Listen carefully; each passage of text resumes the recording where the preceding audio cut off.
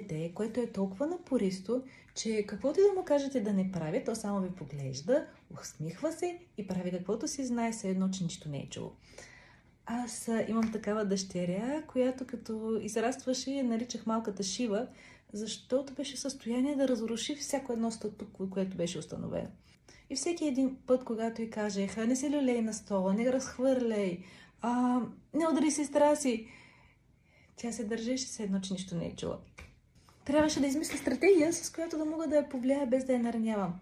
И ето какво направих. Почнах да я разказвам истории, които съм се чувствала засрамена, в които съм се държала лошо и горе-долу прочитаха така. Знаеш ли, когато бях на твоята възраст, се случи нещо ужасно. И тя настреше уши с интерес. Бях на 9 и една контрольорка ме хвана да пътвам без билече. Толкова много се засрамих и тя толкова много ми се кара. Защо работят тези истории? Защото когато видим тези малки бунтари, които изглеждат сякаш са абсолютно непоклатими, всъщност е нужно да знаем, че те не са.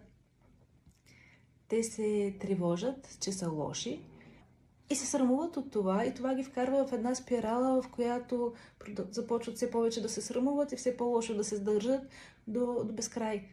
И вместо да осъждаме поведението им, това, което можем да им кажем, виж, аз бях като тебе и аз съм имала много трудни моменти, но в крайна сметка съм се справила и сега съм добър човек. Така те се чувстват приети и обичани и могат да коригират с лекота поведението си.